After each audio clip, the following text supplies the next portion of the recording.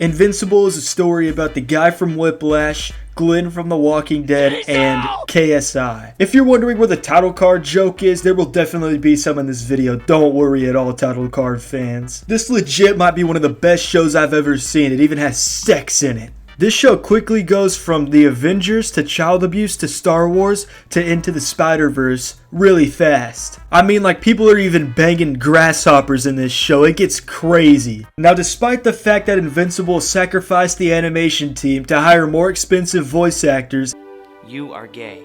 It is legit a modern masterpiece. I honestly think it is Breaking Bad levels of peak, and if you've seen any of my videos, that is not a term I use lightly. Before we continue with the video though, if you like the video, you should definitely subscribe, like, all that stuff that YouTubers tell you to do. Now, in case the intro wasn't clear enough, this is not going to be an analytic video at all, so if you're thinking that, it's not going to be one. I'm just having fun here. Alright, let's start off with Season 1. We are not going to be talking about the books because I ain't reading all that. Season 1 tends to be the fan favorite. It's tied with Season 3 for me. Season 2 is kind of mid, I'm not going to lie. I'm sorry, Season 2 fans, but like, come on now. I'm not saying Season 2 is bad or anything. I just said compared to like Season 1 and Season 3, it's just not to that same level. But it's still a great season. But we're not here to talk about that, are we? So let's get on with Season 1. Alright, meet Mark. Mark just keeps getting bent over and spanked all of Season 1. Like it got so frustrating to watch, man. And the fact that he's dating a girl that thinks that serving soup to some old crusty toenailed people is more important than saving lives. Now, despite Mark's flaws, he's an absolute peak character. He's the main character of the series, and he's just perfect, bro. Alright, next up, where is Omni-Man? Where is he? Omni-Man is the definition of him. And also, he just straight up murdered the Guardians of the Globe. Like, what? I remember the first time I watched this scene, I thought I missed something important in the plot, so I was about to search up why he did it, but I'm glad I didn't, you know, because we don't find out until Season 1, Episode 8, which is the best episode of Invincible so far, in my opinion. Season 1 revolves around Mark's journey to become a superhero, and Omni-Man, you know, trying to get away with what he did. I'm just gonna assume if you're watching this, you guys know the characters. Also, I probably should have mentioned earlier in the video, but there's spoilers here. Apparently that's a problem for some people because I made a whole Breaking Bad death ranking, and someone asked if there were spoilers, and I said yes, and bro unsubscribed and got mad. Like, what goes through your head, dude? It's a death ranking! How is a death ranking gonna be spoiler free? This has to be rage bait, bro. Alright, I know you guys don't care, but I wanted to talk about that. So let's get back into it. We got my boy Cecil. Cecil! I need you, Cecil! Cecil is him, bro. He doesn't help out Mark and Eve until he can see Eve's cheeks. Like, I would do the same thing, you feel me? Despite the fact he has the worst hairline east of the Mississippi, he has a gay boyfriend, Donald. Cecil's lucky, bro. He's cracking Donald. I know he is. I called it. Also, he's voiced by Walter Goggins. Bro, it's him. My friend said that David Goggins voiced Cecil, and I had a whole argument with him about how David Goggins does not voice Cecil. And then we look it up, it's Walter Goggins, not David Goggins. Get that through your head. Bro legit got mad at me for saying that David Goggins did not voice Cecil. Like, come on, bro. So basically, a bulk of Season 1 is there's this unstoppable force, aka Omni-Man. How do we stop it? And most people like Season 1 the most. 1, because of the animation. 2, because of the emotions you feel. And 3, because of how simple it was. Because by Season 3, there's alternate dimensions, space travel, universe battles. It just gets too crazy. There's just something about Season 1 that the other seasons don't really have. And Season 1 ends with child abuse. I just want to talk about the 2 episodes at the end of Season 1, because those are some of my favorite episodes in the entire series. I love Omni-Man and Cecil's fight. I'm using the term fight very loosely. It's mainly Omni-Man tries to kill him, Cecil teleports away. Also, the fact that Omni-Man's wife was watching the whole time and heard everything that he said about her is tragic, dude. Like, that sucks. I love Debbie. Every real Invincible fan loves Debbie, right? Paul's an upgrade, bro. I'm not gonna lie. Like, relationship-wise. Because my boy Todd makes some mean pasta, dude. Mark's better than me, bro. I'm not gonna lie. I probably would have went with Omni-Man. I mean, the Viltrumites are just so cool, bro. But the only thing dissuading me, other than the fact that everyone on Earth would probably die, is Alan the Alien, the real protagonist of the Invincible series. He is a real one. Everybody loves him. One of the best, if not the best character in the entire franchise. He carries, and he is the best written character in all of fiction. Yes, I said it. Also, we got Rex Explode. Rex exploded. Why couldn't they have revived the Rex? With the amount of times characters get revived in this show, why couldn't they revive Rex? Why did it have to be Rex? Why couldn't they have killed Immortal and Duplicate at the same time? Why did it have to be Rex? Also, that ties into one of my biggest complaints with Invincible, if not my biggest complaint. It's that pretty much every character that dies just gets revived later on in the series. It kind of defeats the whole weight of their death. I know Rex isn't going to, at least I don't think so. But like, I understand it creates more interesting plot points. I'm glad they brought the characters that died back, except for Immortal and Duplicate, which I know Immortal is Immortal, it's in the name, but like, dude, just get rid of them, please. Just find a way. Also, what is with Immortal and getting decapitated? It happens every time. I might just end up buying the comics, bro. I can't wait another year until season 4. I'm trying to hold off on the comics because I don't want to be spoiled whenever, you know, the other seasons come out. But I don't know if I can help it anymore. I need it. Like, life doesn't feel the same whenever there's not more Invincible to watch. But yeah, my favorite moment in the entire franchise is at the end of season 1 after Omni-Man just absolutely decimates his own son like Tyreek Hill, and then they have a whole emotional convo. Even after all Omni-Man did, Mark still finds a way to at least love him somewhat. The thing that carries this show is Omni-Man and Mark's relationship.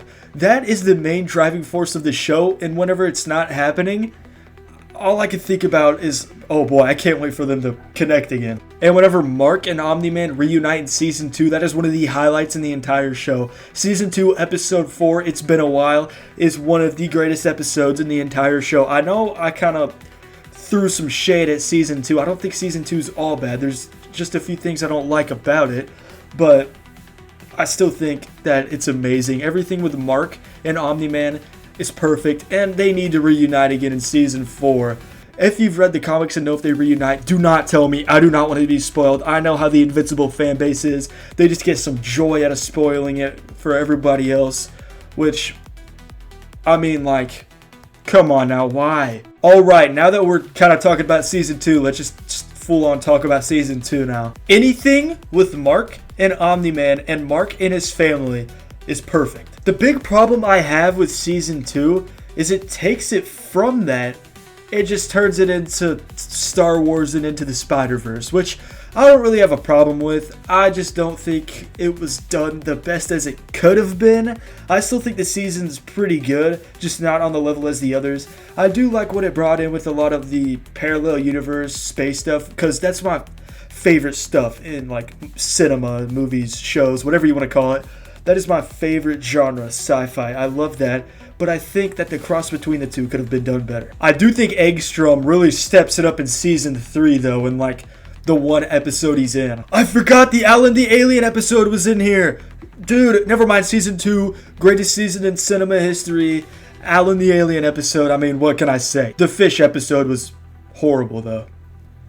I'm sorry, it's bad. Except for the fact that Cecil got his weapon against Mark in that episode. You know, I've spent a lot of time hating on Season 2. I think it's pretty good. I'd still give it like a 7 or 8 out of 10. I think it's good. But Season 1 is a 10 out of 10. Season 3 is like a 9.9 out of 10. Like, whenever you compare it to those, it's just unmatched. It's like comparing somebody like Tom Brady against Kyler Murray. Yeah, Kyler Murray is pretty good. He's a good quarterback. But compared to Tom Brady, come on now. Somebody like Matthew Stafford would probably be a better example, but you get the point. What's up, guys? It's 3 weeks later. I was going to scrap this video, but I went back and watched it, and I think it's actually pretty entertaining, so I'm going to keep going with it. To put that into perspective, I started this video before I hit 1,000 subs, and then I just kind of forgot about it, I'm not going to lie. Which, I mean, I scrapped it because the mainstay on my channel was the ranking videos. That was what's pulling all the views in. But I kind of want to switch it up every now and then. I don't want to just do rankings. Sure, that's the big thing on my channel, but I want to branch out, you know? Alright, it's time to talk about Season 3. Now, the animation, I didn't really notice how bad the animation was until somebody said it. And so maybe it's just like a placebo effect. I don't think the animation's like noticeably bad. but it's definitely not great. Can we take the budget from like Has-Been Hotel and Rings of Power and just give it to Invincible? Those two shows are completely useless anyways. But I still think season 3 is a peak season. Like I said earlier in the video, 3 weeks ago, I think it's a 9.9 out of 10. Bad animation is not gonna ruin a good story, and this has a great story. It even has the guy from Angry Birds in it, Conquest. Bro got his cock melted off too. Also, this is another thing. People hate on Jeffrey Dean Morgan. I did not think Jeffrey Dean Morgan's performance as Conquest was bad at all. I thought it was really good. The only iffy part is whenever he says, "Stand ready for my arrival, worm." But I think people just got too carried away and watched those TikTok funk AI edits of what Conquest's voice is going to be. I feel like the same thing's going to happen with Thrag whenever he gets casted. Which, I mean, he's casted already, but you know what I mean, whenever the season gets released. I will say, though, I do feel like the Invincible War could have been done better, I'm not going to lie. It's super hyped up in the comics, which, again, to reiterate myself again, I haven't read the comics. But everybody was talking about the Invincible War, and it only lasted an episode and only one main character died. Now, it was really cool, I'm not going to lie. I'm not saying it was bad at all, but I feel like they probably should have killed off more characters. Again, that ties in with the complaint about Invincible not killing enough characters. And I feel like it should have lasted through like 3 episodes or something. I feel like maybe it'll get brought up again in season 4. Again, I don't know. Hopefully it does, but for now, that's a small little complaint I have. I still think it's great, but I just wish there was more of it. Like whenever a complaint with something is that you wish there was more of it, that's not necessarily a bad thing. That means the product's good. You just want more, obviously. And why did you have to kill off Rex, bro? He was like one of my favorite characters, if not my favorite character, other than my boy Donald. Also, have you guys realized Donald's the only male in Invincible with lips? But honestly, I side with Cecil with the Cecil Mark argument, I'm not going to lie. For the most part, I think Cecil does get carried away a little bit. But, I mean, I think having Sinclair make those zombie Terminators was a pretty good idea. They should have turned Conquest into one of those. That would save a whole lot of trouble for the next upcoming seasons. I love how the moment they decide they're going to start killing off characters, they kill off the characters that I like the Mauler twins and Rex. Like, why them? Take Immortal or Duplicate, bro. Why them? Also, this is totally unrelated, but are we going to ignore the fact that Robot's a pedophile? Dude was like 30-something years old and he saw that little girl and he's like, yeah, man. I don't want to hear the excuse that she's actually 21 years old. That's exactly what someone that plays Genshin Impact would say, okay? You don't want to put yourself in those shoes. That's something an EDP would say. I'm calling up Chris Hansen right now. But of course, the big climax of Season 3, the Conquest fight, which actually is a part of the Invincible War, even though I don't really include it as part of the Invincible War, it technically is. So, I mean, I guess it lasts multiple episodes. I was proven wrong. But Conquest did. It was like a 40-minute fight. 40-minute straight action. And, of course, nobody died. I mean, that's too far. Actually killing people. Whoa, no. You guys think that Conquest or Donald would win in a sword fight?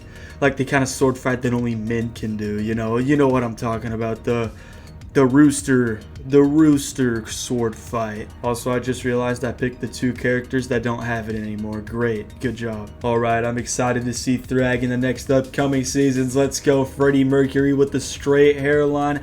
Also, here's another thing. I was scrolling through YouTube as one does, right? Like you were probably doing before you clicked on this video.